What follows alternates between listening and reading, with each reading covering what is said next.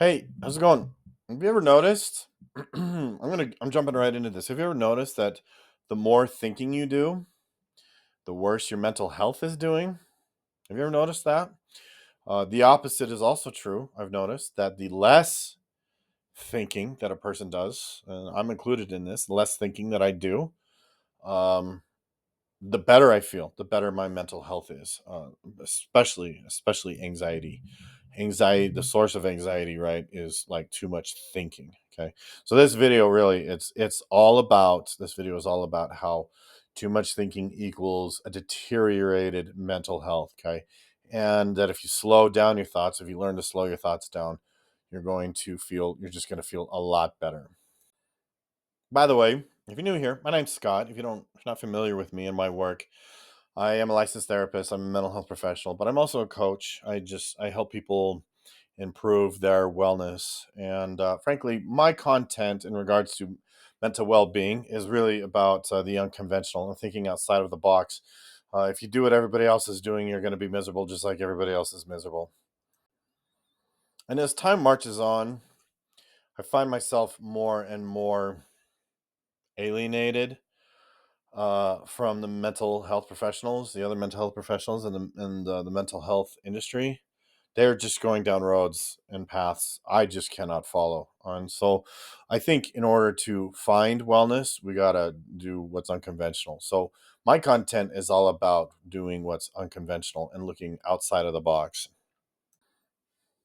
One thing that I have consistently been working with a lot of clients on as of late, I would say the last, especially 3 or so years, is mindfulness practices, meditation, really just slowing down your thinking. And I've noticed with a lot of people, whether they've dabbled in mindfulness and meditation, or whether they're brand new to it, I give them techniques, very simple, easy techniques on how to slow down their thinking, and I'll give them homework. And therapy with me, coaching or whatever with me, means homework. I'm going to give you homework, and if you want to get better, then do your homework. And sometimes people don't do their homework, and then they complain that they're not improving, and it's like, well, that's on you.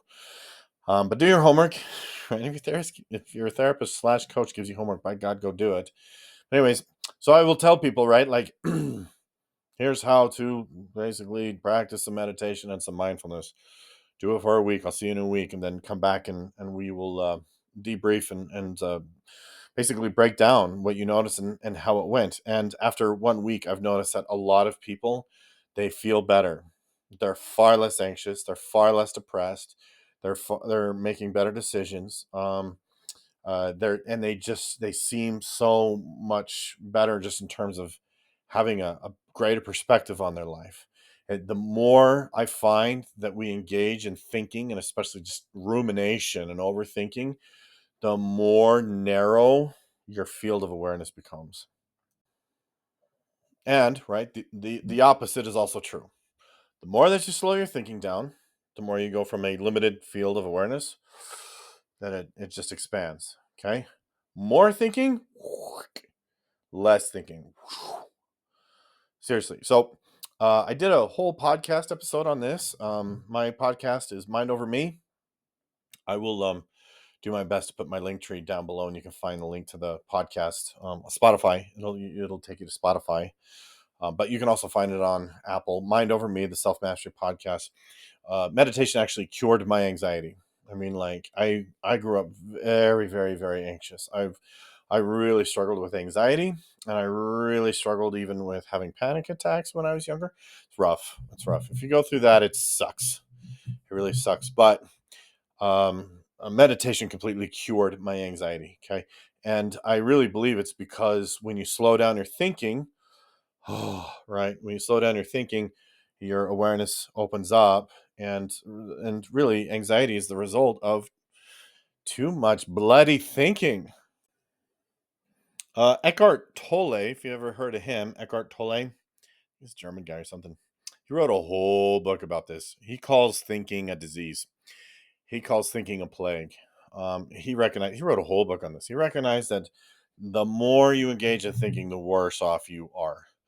Okay, more thinking, you just it really causes your mental health to deteriorate badly. And less thinking, he wrote a whole book on this entire dynamic. Again, he calls thinking a disease. He just refers to the thinking disease, and he wrote a whole book on exactly what I'm saying here. Less thinking is good. It just improves your mental health exponentially. And so, one thing that I am a huge fan of is developing healthy solitude. And the difference between healthy solitude and isolation is that when you're in isolation, your mind is going crazy and your mind is basically tormenting you. But when you're in solitude, you slow your thinking down. You do it deliberately. You practice some mindfulness. You practice some meditation. Maybe you do some writing and you just deliberately slow your thinking down. That's the difference between healthy solitude and isolation. And I have found healthy solitude to be very, very positive. Like it just feels really, really good afterwards. Like I've had times where I've gone into solitude and slowed down my thinking, and I don't want to leave. I just feel so content and positive. So there are lots of techniques, very simple, simple meaning not complicated, simple techniques that you can use will slow your thinking down. Very effective. Whether it's mindfulness or meditation or even some breath work. I mean, I'll even give you a 5 second, 10-second one here. Take just slow, deliberate breaths and count each one. Allow your mind to just rest your awareness on the breath going in and the breath going out, and then you count one, in, out, two. Go up to 10. Start over. Start at one again. Do that. Go up to 30, 40, 50, whatever you feel like. Do that for 2 to 5 minutes a day, um, and see how you feel at the end of the week. And I'm serious. Like, there's no harm in trying this, right? And a lot of therapists are not going to tell you to do this. The medical industry sure as hell is not going to tell you to do this. Doesn't It's not profitable. You can't earn a profit off of it. Very simple, basic mindfulness techniques like breath work or whatever. No risk, no side effects, and free 99. Doesn't cost, won't cost you a dime. Do it 2 to 5 minutes a day. Or you could find a different mindfulness technique. I mean, it's easy. You can get on AI, and like give me some mindfulness techniques. 10 seconds later, you got like 30 of them, right? And do them every day for 2 to 5 minutes. That's it. That's it. And then at the end of the week, see how you feel. See if you notice a difference on how you feel. Now, after you do that, I hope you'll come back here, comment below, tell me what you think, tell me what you learned, tell me what you noticed, tell me what happened. Let everybody know, please. We want to know. So, um, uh, just that's just one thing to do. There's so many. I cannot stress importance enough on doing this type of stuff for yourself. What I noticed too um, is a lot of people just sort of naturally resist these types of things. And what I've noticed too is that there's a certain percentage of the population, and I find this more with young people these days.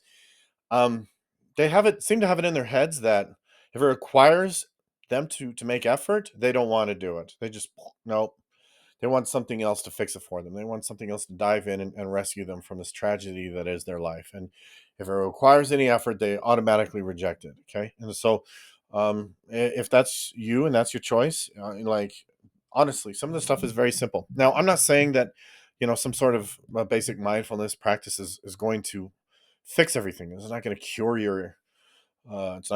your trauma, for example. It's a whole other animal, but at least your day to day will be more stable and less dysfunctional. You'll just experience more peace. And so, but you may want to take a minute to notice, like, do I naturally resist anything that requires effort? Well, young people don't want to hear it; they just don't, right? But it is what it is. I'm just really trying to be honest here because it's like one of the things that's standing between certain people and getting better is their own refusal to engage in anything that just requires their own effort. Okay, don't be that person. Don't do it. If you want more content like this, don't forget to subscribe to this channel. More importantly, go over to my podcast. It's a lot more robust than this in terms of content like this. This channel is really kind of help intended to introduce the longer versions that are over on my podcast. So lots of stuff like this over at Mind Over Me, the Self Mastery Podcast. Thanks for being here. Don't forget to subscribe. Go deal with your demons.